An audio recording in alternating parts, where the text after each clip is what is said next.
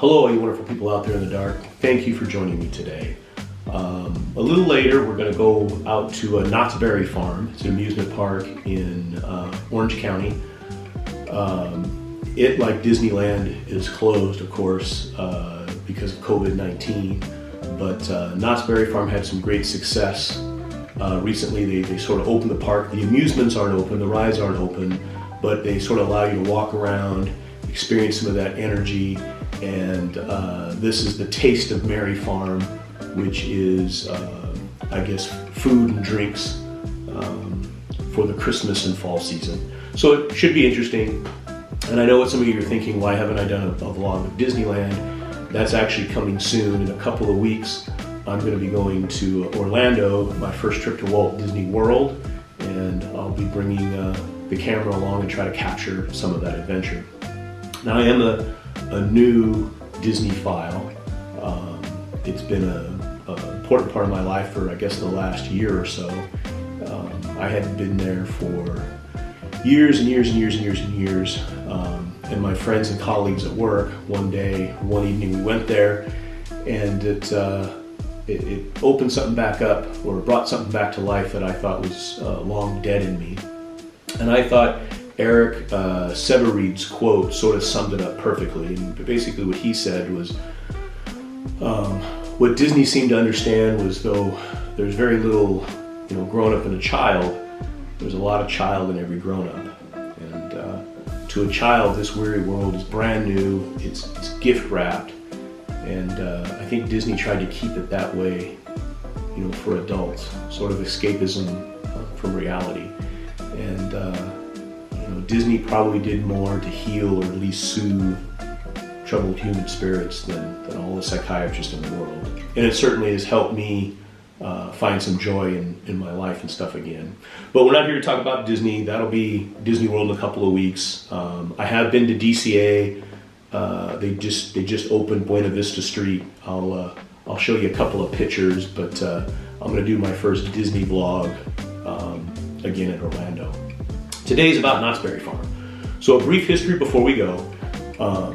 In the 1920s, there's Walter and Cordelia Knott, and they acquire about 10 acres of land to grow berries on near State Route 39 here in California. Now, State Route 39 in the 60s becomes Beach Boulevard.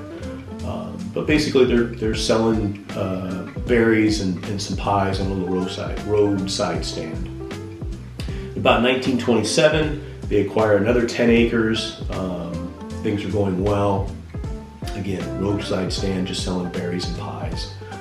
About 1932, Walter Knott meets or is introduced to a guy named Rudolph Boysen. And Mr. Boysen has been crossbreeding raspberries, blackberries, and loganberries, and he's kind of come up with this new berry. And I think he essentially partners or makes a deal with Knott to grow what becomes the boysenberry on his property. Of course, it's a raging success.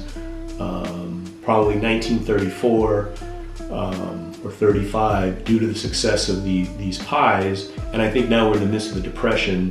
Cordelia starts also selling fried chicken, which becomes very, very famous. I've had their chicken, but that's just me. But the fried chicken is very, very popular, with the new favorite, the boysenberry pie. One of the reasons I think the stand is tremendously popular is because that State Route 39 or Beach Boulevard is really the main drag between Los Angeles County and the beach communities. And back then it was obviously a longer ride than it is today with the freeways. Well, as time goes on, 1940, 1941, he buys another 100 acres of property. Things are doing very, very well. They're selling chicken like crazy. They're selling pies and berries like crazy. In 1947, he officially changes the name to Knott's Berry Farm. And as people are waiting up to 2 hours just to get a meal, he starts to develop distractions. More shops are sort of added. He starts doing, coal mining, horseback rides. He even starts building a ghost town, something to just occupy the visitors while they're waiting to have their supper. And again, this goes on for years and years, and he continues to grow the business. I think in 1968, he officially starts charging admission to Knott's Berry Farm Amusement Park.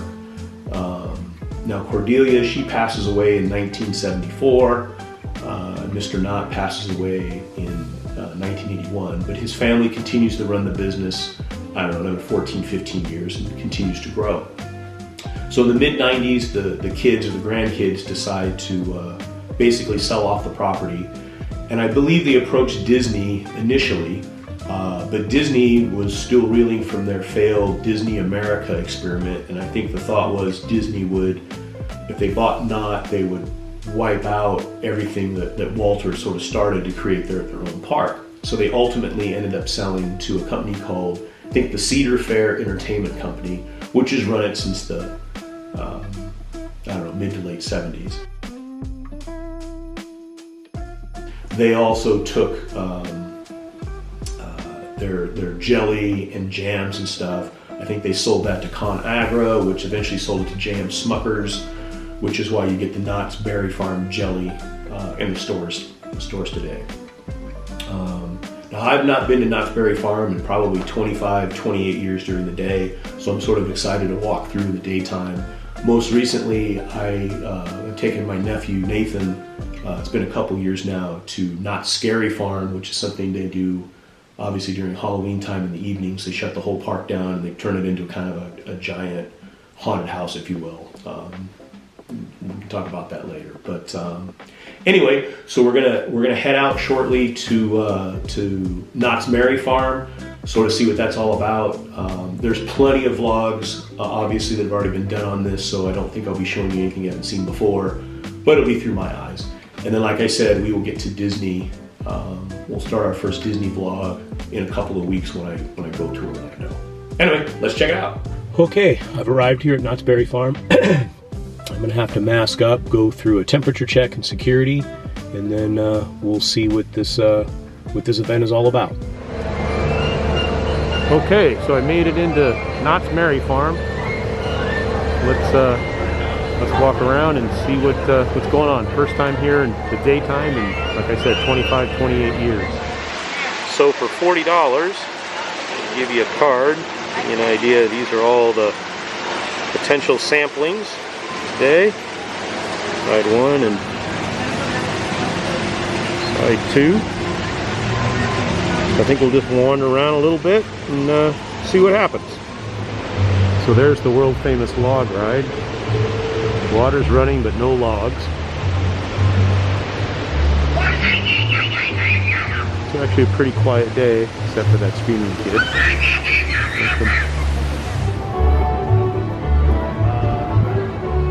The old ghost town. It's still very ghost-like. We're here early. I'm sure it gets busier later in the day. So I think what we're going to do is just sort of walk around and show you the sights instead of me stopping every 3 minutes and talk about things. It's kind of quiet here. I'm sure it gets busier when night falls and the lights come on. But we'll just sort of walk around and give you a taste of what Knott's Berry Farm is all about.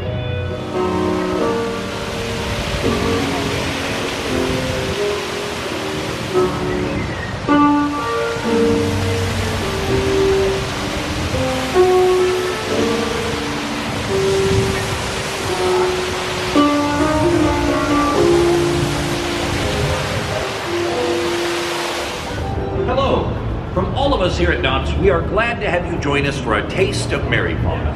As a reminder, for the health and safety of our guests and associates, and in accordance with state, local, and CDC guidelines, guests 2 years and older are required to wear a face mask at all times, except when actively operating designated areas while stationed.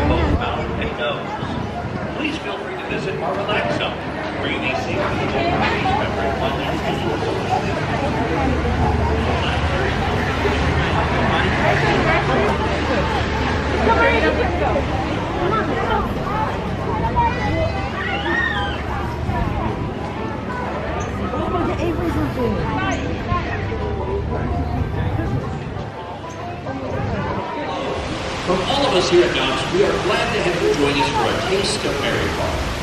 As a reminder, for the health and safety of our guests and associates, and in accordance with state, local, and CDC guidelines, guests 2 years and older are required to wear a face mask at all times, except when actively eating.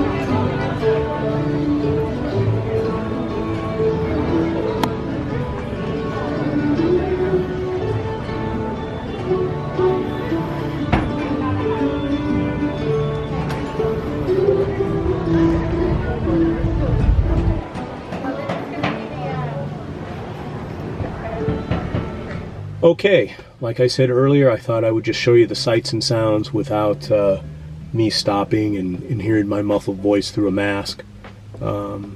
Obviously the crowd's not too heavy during the day. I think in the evening it'll get a lot busier, the lights will come on and be a lot prettier. Scrooge and Marley are walking around. They've got some social distancing, Peanuts character interaction for the kids. I think all in all it's a really good time. The food is about what you'd expect. Nothing to really write home about. But all in all, I think if you have a family, it's a terrific way to spend a late afternoon, early evening. So anyway, I hope you enjoyed this. I enjoyed making it. As always, in this world, when you can be anything you want, you be kind, you be humble, you be forgiving, and you be melting snow. Take care.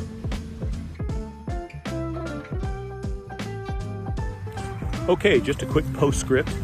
You saw in that video the San Luis Obispo mission. I captured that because in the 4th grade, my father and I, mostly my dad, actually built that mission out of sugar cubes for Mrs. Homer's class. I don't even know if you can get sugar cubes today. Who knows? But it brought back some fond memories, and I wanted to mention it. Obviously, if you made it all the way through the video, you can see I've got a lot of work to do on trying to capture the essence or atmosphere of amusement parks or theme parks. But to everything, there is a season. Hopefully in a couple of weeks when I go to Walt Disney World, that video will be a step or two above this one. I am excited about going to Walt Disney World. Anyway, thanks again for watching, and like I said, we'll just keep getting better. Take care. Bye-bye.